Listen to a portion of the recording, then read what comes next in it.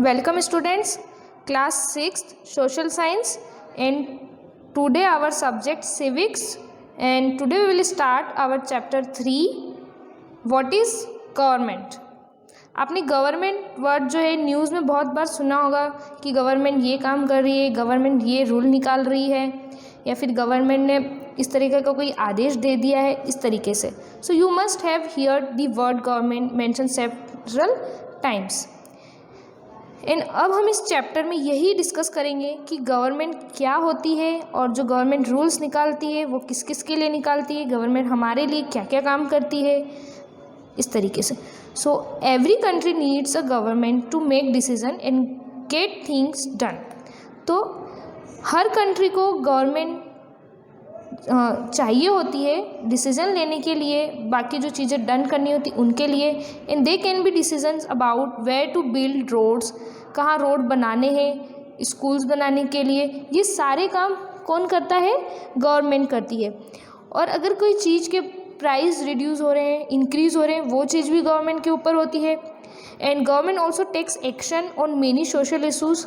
Government जो है बहुत सारे सोशल इशूज़ होते हैं उन पे एक्शन लेती है। लेकिन जैसे कि एग्जांपल दिया है several programmes to help the poor, गरीब लोगों के लिए बहुत सारे ऐसे प्रोग्राम्स निकालती है गवर्नमेंट, जैसे कि उनको हम हमारे लैंग्वेज में बोलते हैं बहुत सारी योजनाएं निकालती है। It does other important things such is running postal and railway service. तो रेलवे सर्विस जो होती है वो भी गवर्नमेंट हमें प्रोवाइड कराती है। Next page number 28, the government also has the job protecting the boundaries. जो गवर्नमेंट है हमें जॉब भी प्रोवाइड कराती है और जो हमारे कंट्री की बाउंड्रीज होती है उन्हें मेंटेन रखती है और उनको प्रोटेक्ट करती है, और पीसफुल रिलेशन रहे अदर कंट्रीज़ के साथ में, ये भी हमारी गवर्नमेंट देखती है। Now it is responsible for ensuring that all its citizens have enough to eat. और गवर्नमेंट ये भी देखती है कि हमारे देश के जो लोग हैं, सिटीज़न हैं, उनके पास में खाने के लिए इनफ है या नहीं, उनको गुड हेल्थ फैसिलिटीज़ मिल रही है या नहीं। गुड हेल्थ फैसिलिटी में आप क्या आते हैं, हॉस्पिटल्स, वो सब वो सारी चीज़ें उनको मिल रही है कि नहीं, ये भी चीज़ें गवर्नमेंट देखती है। Where there are natural disasters like tsunami और earthquake, it is the government that mainly organize aid and assistance for the affected people। अगर सुनामी आ जाती है या फिर भूकंप आ जाते हैं, जो नेचुरल डिज़ास्टर होते हैं, ये तो प्राकृतिक होते हैं, ये अपने आप आते हैं, इनको कोई रिस्पॉन्सिबल नहीं होता है इनके लिए। तो अगर ऐसी सिचुएशन आ जाती है तो उस टाइम में भी गवर्नमेंट कुछ चीज़ें ऑर्गेनाइज करवाती है, असिस्टेंट प्रोवाइड करवाती है, और जो कि उनकी हेल्प करते हैं, जो पीपल उससे अफेक्टेड हो गए हैं उसमें उनकी हेल्प करते हैं। इफ़ देयर इज़ डिस्प्यूट और if someone has committed crime, अगर कोई क्राइम हो रहा है या फिर ऐसा कुछ है तो आप उसके लिए कोर्ट में जा सकते हैं, और also part of the government. और जो कोर्ट्स होते हैं वो भी गवर्नमेंट का ही एक पार्ट होते हैं। Now perhaps you are wondered how government manage. Perhaps that means कि शायद, एंड वंडर्ड दैट मीन्स कि आप सोच रहे होंगे कि गवर्नमेंट जो है वो इतना कुछ कैसे मैनेज करती है अकेले, क्योंकि कंट्री इतनी बड़ी है। अब कंट्री इतनी बड़ी, उसमें भी फिर बहुत छोटे छोटे पार्ट हैं और बहुत ही ज़्यादा संख्या में हमारे देश में जनसंख्या है। उस अकॉर्डिंग अगर गवर्नमेंट इतना कुछ करती तो कैसे मैनेज करती इतना कुछ, and why it is necessary, और ये नेसेसरी क्यों है, इसकी ज़रूरत क्यों है ये सारा मैनेज करने की। So when human being live and work together, जब इंसान सारे काम एक साथ कर रहे हैं, there needs to be some amount of organisation so that decision can be made. अब उन सब के लिए अलग अलग ऑर्गेनाइजेशन बनाए हुए हैं जो इन सारे डिसीजंस को बनाने में उनकी हेल्प करते हैं। Some rules have to be made that apply to everyone. कुछ रूल्स होते हैं जो सभी के लिए अप्लाई होते हैं, क्योंकि इंडिया में जितने भी लोग रह रहे हैं सभी के लिए वो अप्लाई होंगे। For example, there it is a need to control resources and protect the territory of a country. यहाँ पे ये है कि जो कंट्री को प्रोटेक्ट होता है, अगर कुछ भी रिसोर्सेज है उनसे हमारी कंट्री को प्रोटेक्ट करना है ताकि पीपल जो है वो सिक्योर फील कर सके, ये रूल सबके लिए अप्लाई होता है। And governments do this on behalf of their people by exercising leadership, taking decision and implementing this among all the people living in their territory. Levels of government, अब बात आती है गवर्नमेंट के levels की। Now that you know that the government is responsible. अब यहाँ पे अलग अलग लेवल बना दिए हैं गवर्नमेंट के, जैसे कि local government, state government, central government, इस तरीके से, क्योंकि पूरा अगर एक ही गवर्नमेंट होगी तो इतना कुछ मैनेज करना पॉसिबल ना होगा, इसलिए गवर्नमेंट के लेवल्स बना दिए। Many different things can you think of how it is managed to do all this? The government works different levels, local level, national level also called central level। जो national level है उसी को हम central level भी बोल सकते हैं। And एक होता है state level। अब नेशनल लेवल पहले समझ लेते हैं। नेशनल लेवल जो सेंट्रल लेवल जो होता है वो पूरी कंट्री के लिए होता है।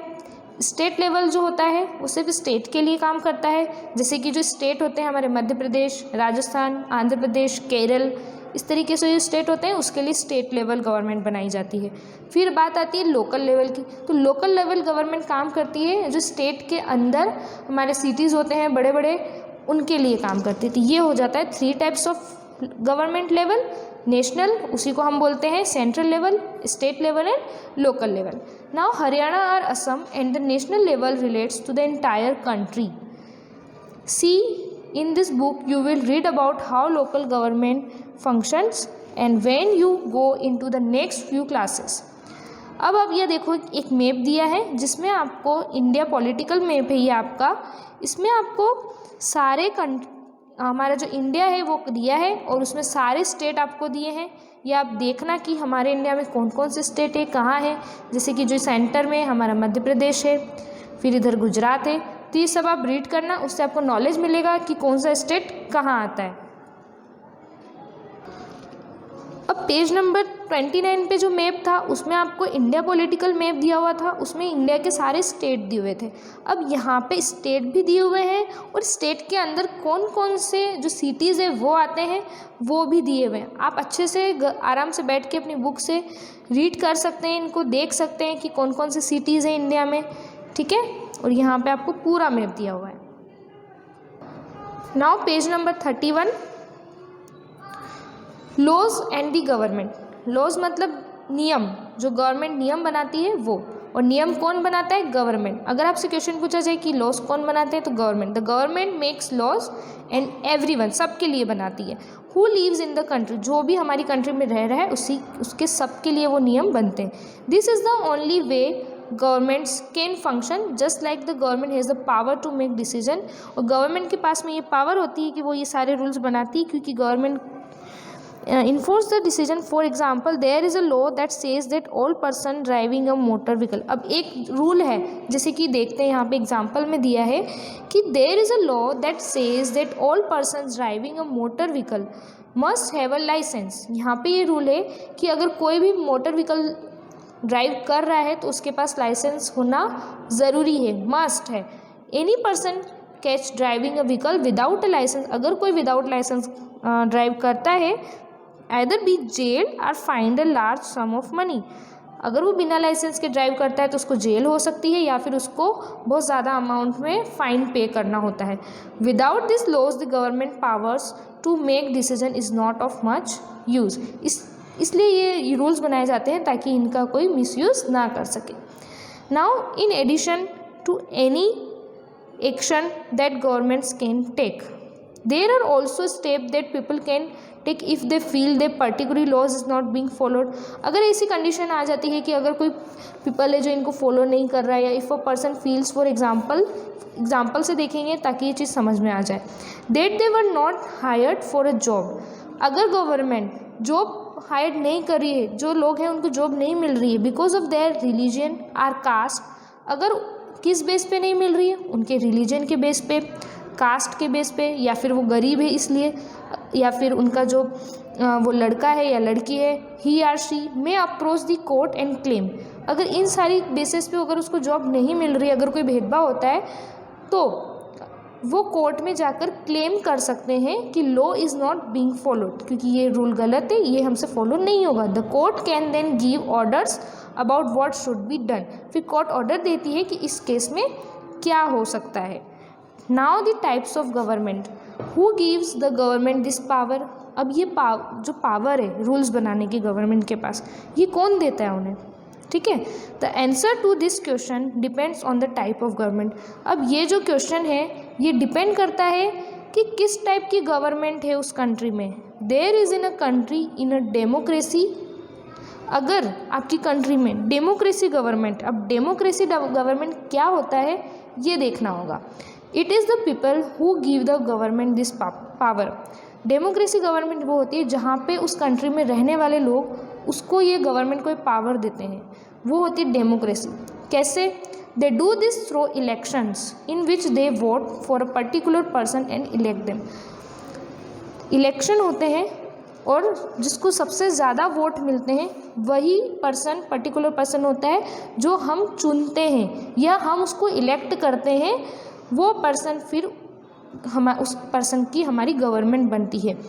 And government in a democracy, the government has to explain its action and defend its decision to the people. Democracy government में होता है कि जो उस पर्सन को हम चुन रहे हैं वो उसके सारे रूल्स बताता है, हमें उसके एक्शन बताता है, उसके जो डिसीजंस होते हैं वो हमको एक्सप्लेन करता है। Another form of government is monarchy. अब डेमोक्रेसी तो हमने पढ़ लिया, अब मोनार्की गवर्नमेंट क्या होता है? द मोनार्की गवर्नमेंट होती है किंग और क्वीन। दैट मीन्स कि जहाँ पे किंग और क्वीन का पावर होता है, has the power to make decision. वहाँ पे डिसीजंस लेने का पावर होता है किंग और क्वीन के पास में। एंड रन दी गवर्नमेंट, और वही उस गवर्नमेंट को चलाते हैं।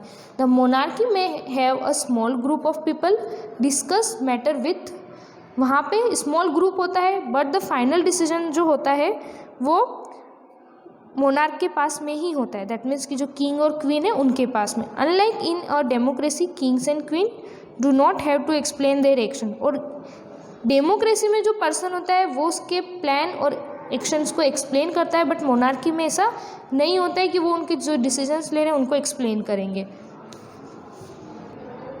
Now page number 32, democratic governments. अभी India is a democracy, India में जो गवर्नमेंट है वो डेमोक्रेसी गवर्नमेंट है।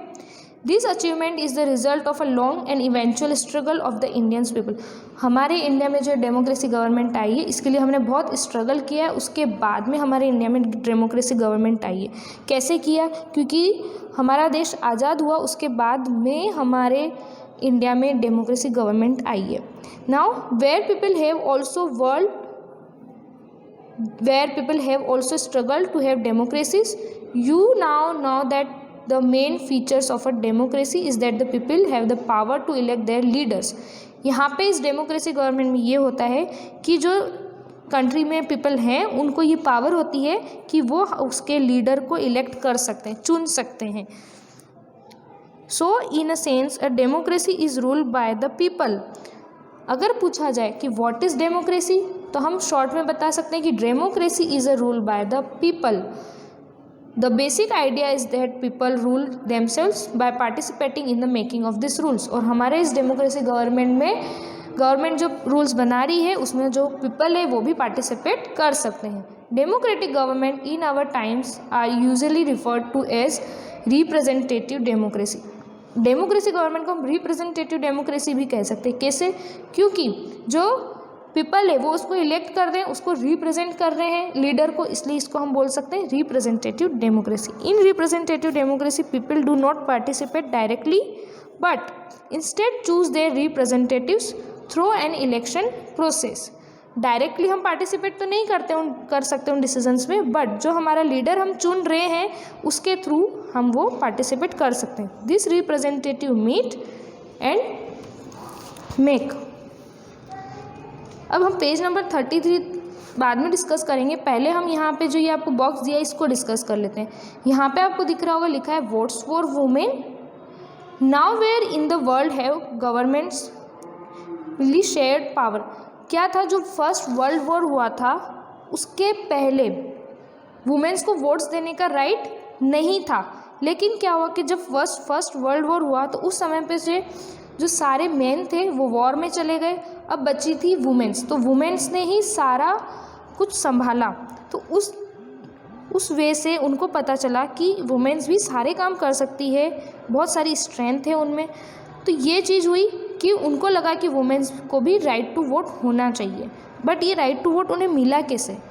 क्योंकि जो वोट देने का अधिकार है उसके लिए ना तो गरीबी देखी जाती है, ना अमीरी देखी जाती है, ना छोटा ना बड़ा, ना कास्ट सिस्टम, ना रिलीजन नहीं देखा जाता। अब क्या हुआ कि जो गवर्नमेंट वुमेन्स स्ट्रगल था उसको हम बोलते हैं टू वोट। एक मूवमेंट हुआ था, उसका नाम है the First World War. This movement is called the women suffrage movement. उस मूवमेंट को बोलते हैं women suffrage movement. As the term suffrage usually means right to vote. Suffrage का मीन है राइट टू वोट।